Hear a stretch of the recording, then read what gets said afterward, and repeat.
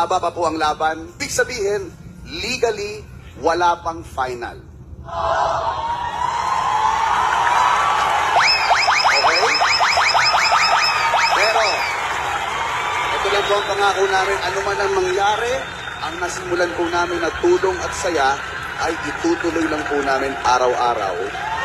Dahil yun naman po ang dahilan kung bakit kami pumapasok araw-araw. Kayo po ang dahilan kaya nandito kami.